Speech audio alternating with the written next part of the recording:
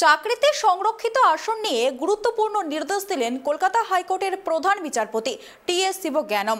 পুলিশের কনস্টেবল পদে নিয়োগ সংক্রান্ত একটি মামলায় প্রধান বিচারপতির নির্দেশে বাতিল হয়ে গেল 2022 সালের প্যানেল। বদলে 2021 সালের প্যানেল কার্যকর হবে। তবে শূন্য পদে তাদের চাকরি পাওয়ার ক্ষেত্রে কোনো অসুবিধা হবে না বলেই জানা গিয়েছে। চাকরিতে সংরক্ষিত আসনের প্রার্থীদের কি নিয়মে নিয়োগ হওয়া উচিত তা নিয়ে গুরুত্বপূর্ণ নির্দেশ দিলেন কলকাতা হাইকোর্টের প্রধান বিচারপতি টি.এস. শিবজ্ঞানম। বুধবার রায় দান করে প্রধান বিচারপতির ডিভিশন বেঞ্চ। পুলিশ কনস্টেবল পদে নিয়োগ সংক্রান্ত মামলায় বিচারপতির নির্দেশ। বাতিল হয়ে গেল 2022 সালের প্যানেল। বদলে 2021 সালের প্যানেল কার্যকর হবে। চাকরি হারাতে পারেন 137 জন পুলিশ কনস্টেবল। শূন্য পদে তাদের চাকরি পাওয়ার ক্ষেত্রে কোনো অসুবিধা হবে না। পুলিশ কনস্টেবল পদে নিয়োগ সংক্রান্ত একটি মামলায় প্রধান বিচারপতির নির্দেশে বাতিল হয়ে গেল 2022 সালের প্যানেল। বদলে 2021 সালের প্যানেল কার্যকর হবে।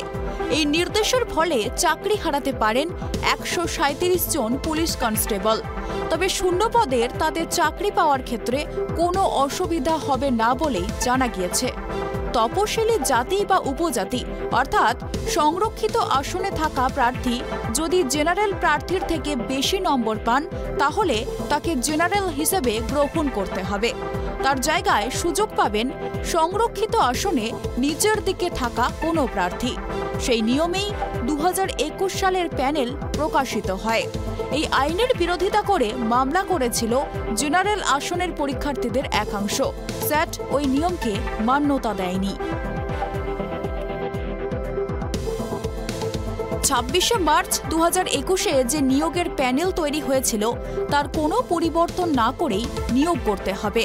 নির্দেশ কলকাতা হাইকোর্টের প্রধান বিচারপতি টি.এস. শিবজ্ঞানমের ডিভিশন বেঞ্চের। সিনিয়রিটির ভিত্তিতে নিয়োগ করতে হবে।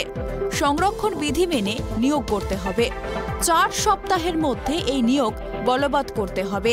এই নিয়ে একটি জনস্বার্থ মামলায় বুধবার এই রায় দিয়েছে প্রধান বিচারপতির ডিভিশন বেঞ্চে। এরপর দ্বিতীয় প্যানেল প্রকাশিত হয়। স্যাটের রায়কে চ্যালেঞ্জ করে হাইকোর্টে যান সংরক্ষিত তালিকায় নিচের দিকে থাকা পরীক্ষার্থীরা। তাদের দাবি ছিল সাধারণ বা জেনারেল প্রার্থীদের তালিকা থেকে সংরক্ষিতদের সরিয়ে দেওয়ায় তারা সুযোগ থেকে বঞ্চিত হচ্ছেন। সেই মামলার শুনানি হয়েছে আগেই। বুধবার রায়দান করে প্রধান বিচারপতির ডিভিশন বেঞ্চ। সংরক্ষণের আইনকেই সেখানে মান্যতা দেওয়া হয়েছে।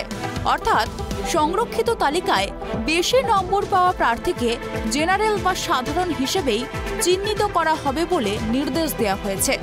দ্বিতীয় প্যানেল অনুযায়ী যারা চাকরি করছেন তাদের মধ্যে 137 জনের চাকরি চলে যেতে পারে এই নির্দেশে। প্রধান বিচারপতির পরামর্শ তাদের চাকরি বাতিল না করে অন্যত্র কাজে যুক্ত করতে হবে। জানা গিয়েছে 200 শূন্যপদ রয়েছে এখনো, তাই ওই 137 জনের চাকরি পেতে কোনো অসুবিধা হবে না। উল্লেখ্য, শিক্ষক নিয়োগ সহ একাধিক ক্ষেত্রে এই সংরক্ষিত আসনের নিয়ম নিয়ে একাধিক মামলা চলছে। আজ প্রধান বিচারপতি যে নির্দেশ দিয়েছেন তা অন্যান্য ক্ষেত্রে তাৎপর্যপূর্ণ হয়ে উঠবে বলেই মনে করা হচ্ছে।